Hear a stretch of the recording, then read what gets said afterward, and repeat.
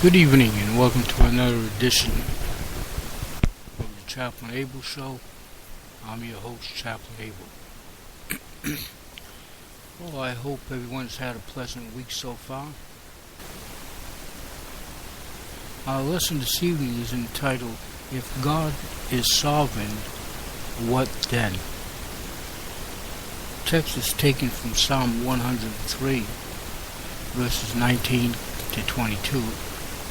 The Lord has established his throne in heaven, and his kingdom rules over all. Praise the Lord. You, his angels, you mighty ones who do his bidding, who obey his word. Praise the Lord, all his heavenly hosts, you, his servants, who do his will. Praise the Lord, all his works everywhere in his dominion. Praise the Lord, O my soul. My message turns on verse 19. The Lord has established his throne in heaven, and his kingdom rules over all. There are at least as many reasons not to believe this verse as there are to believe. I say that because this verse teaches a doctrine that many find troublesome, the doctrine of the sovereignty of God. A word of definition is in order. The term "Sir" or sovereign refers to a king or ruler. To be sovereign is to have authority in a particular realm. Sovereignty is the rule a king establishes in his realm. We'll be right back.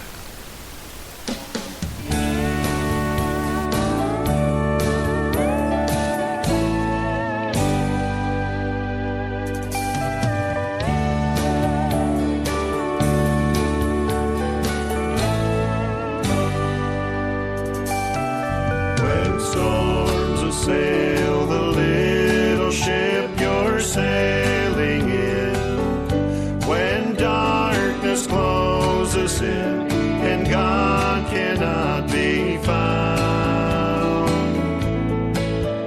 and when you cannot understand life's meaning, and Satan tells you this time God's let you down, trust in God, though you are tempted sore. Trust in God in your raging war. Trust in God when your life has come apart. Keep on believing. You can safely trust in God. When faith is only words, life is so easy.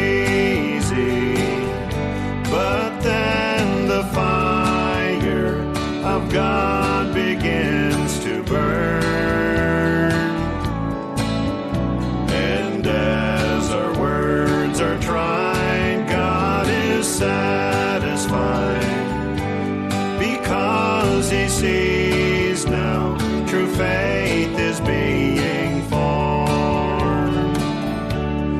Trust in God, though you are tempted sore. Trust in God in your raging war. Trust in God when your life has come apart. Keep on believing. You can safely trust in God.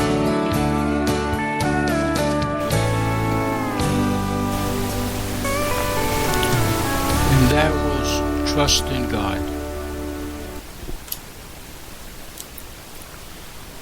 Our text plainly asserts that God is sovereign over the universe, that he rules all things. His throne is settled and established. It cannot be shaken by the affairs of men.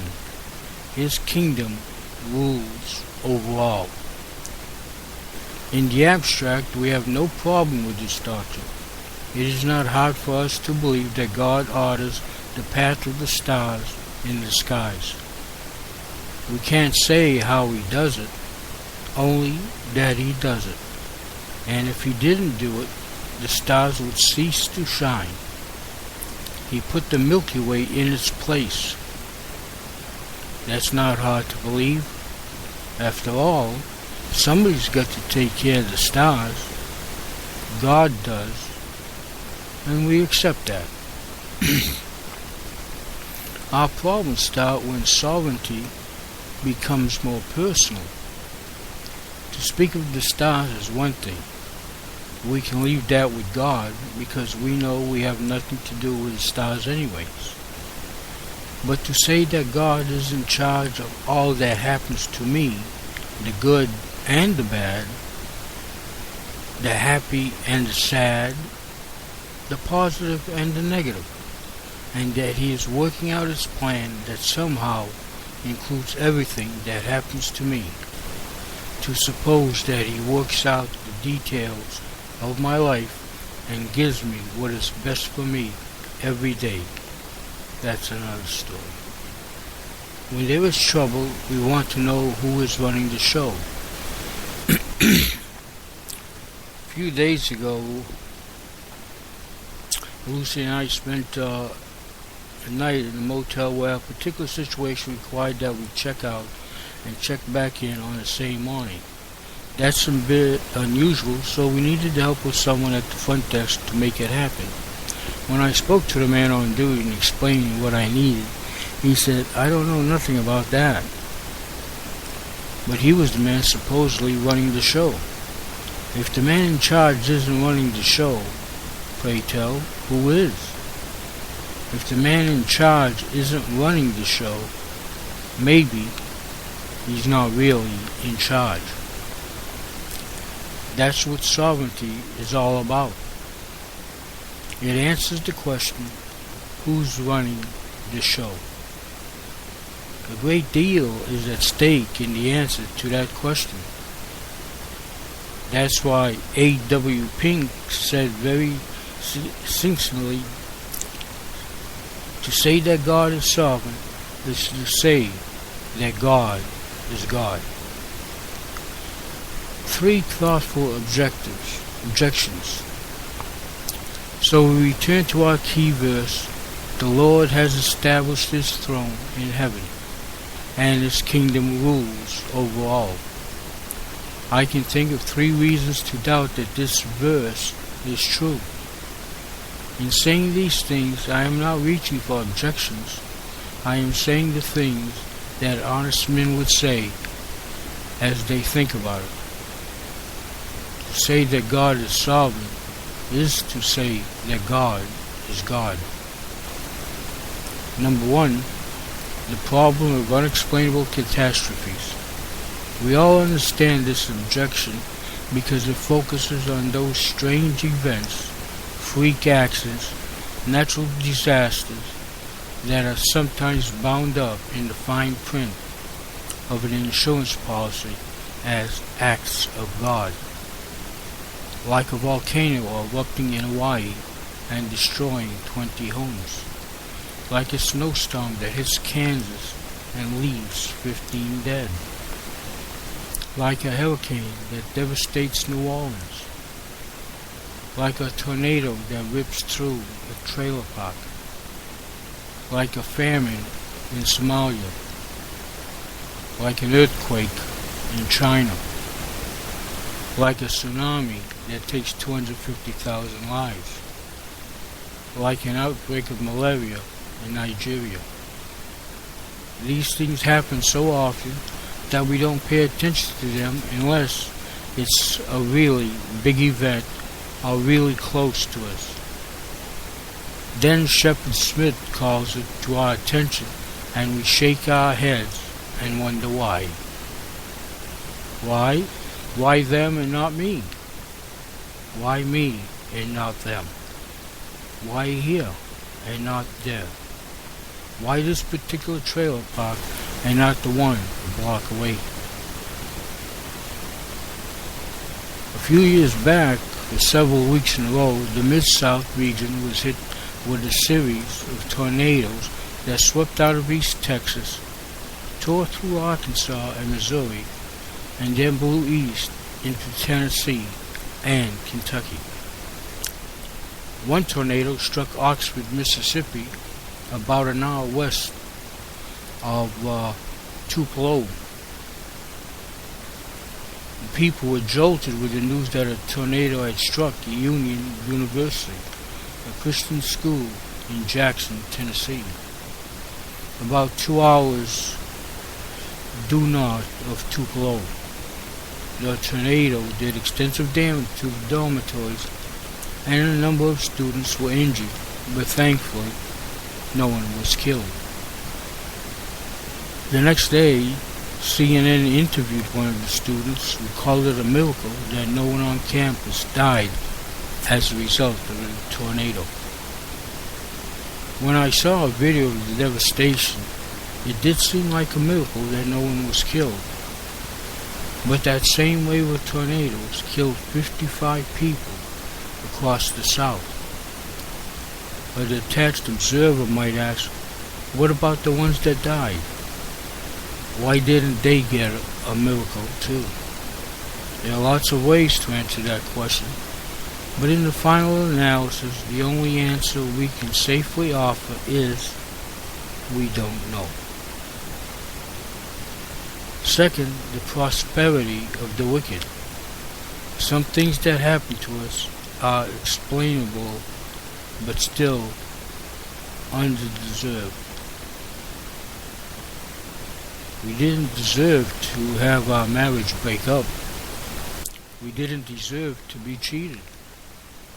We didn't deserve to lose our job. We didn't deserve being abused as a child.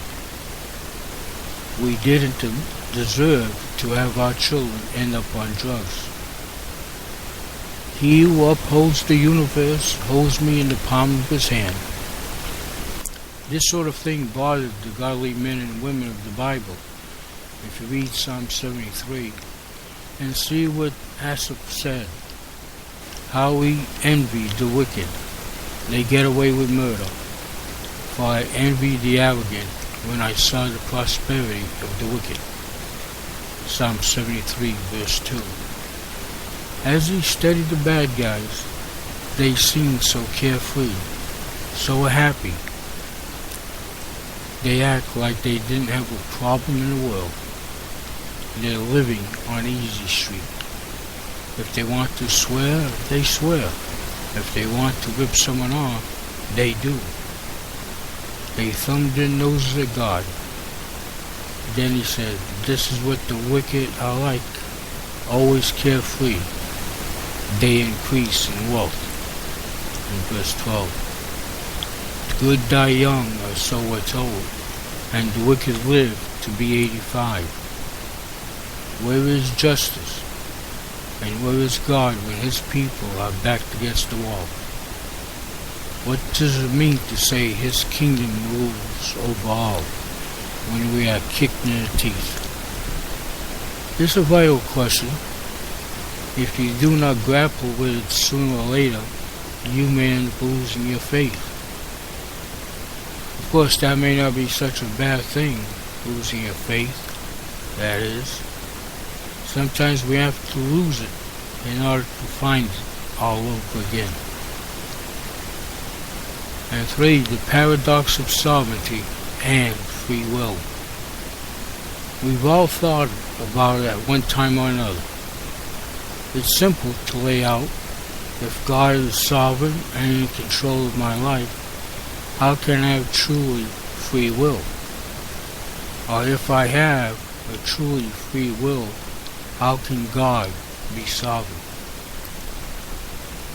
When there was only one will, the universe was filled with peace and harmony.